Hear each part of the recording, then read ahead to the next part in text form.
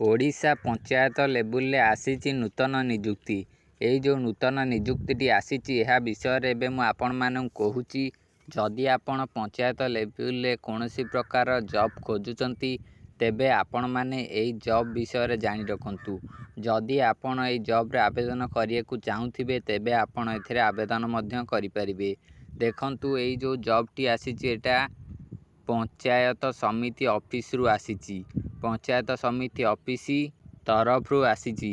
ଏହାପରେ ଦେଖନ୍ତୁ, ଏଇଟା ହେଉଛି ପଞ୍ଚାୟତ ଲେବୁଲ ଜବ୍। ଏଥିରେ ଜବ୍ ଟାଇପ୍ ରହିଛି ଟେମ୍ପରାରୀ ଜବ୍। ଏଟା ପୋଷ୍ଟ ନେମ୍ ରହିଛି ଯୋଗାଣ ସହାୟକ। ପୋଷ୍ଟିଂ ପ୍ଲେସ୍ ହେଉଛି ଓଡ଼ିଶାରେ ପୋଷ୍ଟିଂ ହେବ। ମେଲ୍ ଆଉ ଫିମେଲ୍ ଏଥିରେ ଆବେଦନ କରିପାରିବେ। ଆପ୍ଲିକେସନ୍ ମୋଡ଼ ଅଫଲାଇନ୍ ରହିଛି। ଏଜୁକେସନ୍ ଏଥିରେ ଆପଣଙ୍କର 10th ପାସ୍ ହୋଇଥିବା ଦରକାର। ଯଦି ଆପଣ 10th ପାସ୍ ତେବେ ଆପଣ ଏଇ ପୋଷ୍ଟରେ ଆବେଦନ କରିପାରିବେ। ଏଥିରେ ଆପଣଙ୍କର ଏଜ୍ ଲିମିଟ୍ 21ରୁ 35 ହୋଇଥିବା ଦରକାର। ଏହା ସହିତ ସ୍ୟାଲେରୀ 8,000 ପର୍ ମନ୍ଥ ମିଳିବ। ଆପ୍ଲିକେସନ୍ ଫିସ୍ ଦେବାକୁ ପଡ଼ିବ ନାହିଁ। ଆପଣମାନଙ୍କ ପାଇଁ ଫ୍ରି ରହିଛି ସମସ୍ତ କ୍ୟାଣ୍ଡିଡେଟ୍ଙ୍କ ପାଇଁ। ସିଲେକ୍ସନ୍ ପ୍ରୋସେସ୍ ଏଠି ରହିଛି ନୋ ଏକ୍ଜାମ୍ ଡକୁମେଣ୍ଟ ଭେରିଫିକେସନ୍। କୌଣସି ପ୍ରକାର ଏକ୍ଜାମ୍ ହେବନି, ଡକୁମେଣ୍ଟ ଭେରିଫିକେସନ୍ ହେବ। ଏହାପରେ ଲିଷ୍ଟ ଆସିଯିବ।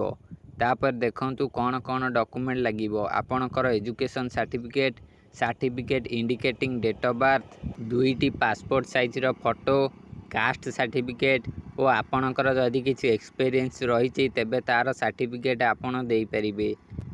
ଦେଖନ୍ତୁ, ଆପ୍ଲାଏ ଅଲରେଡ଼ି ଏଥିରେ ଷ୍ଟାର୍ଟ ହୋଇସାରିଲାଣି। ଏଥିରେ ଲାଷ୍ଟ ଡେଟ୍ ରହିଛି 20 ଅଗଷ୍ଟ 2024। 20 ଅଗଷ୍ଟ ଏହାର ଲାଷ୍ଟ ଡେଟ୍ ରହିଛି। ତଳେ ଦେଖନ୍ତୁ ଆପ୍ଲିକେସନ୍ ଫର୍ମର ଲିଙ୍କ୍ ରହିଛି। ଆପଣ ଏହି ଆପ୍ଲିକେସନ୍ ଫର୍ମଟିକୁ ଡାଉନଲୋଡ଼୍ କରି ନେଇପାରିବେ। ଦେଖନ୍ତୁ, ଆପ୍ଲିକେସନ୍ ଫର୍ମଟି ଏଇଭଳି ଆସିବ। ଆପଣ ଏହି ଫର୍ମଟିକୁ ଡାଉନଲୋଡ଼୍ କରି ନେଇପାରିବେ। ଉପରେ ଡାଉନଲୋଡ଼୍ ଅପସନ୍ ମଧ୍ୟ ଦେଉଛି।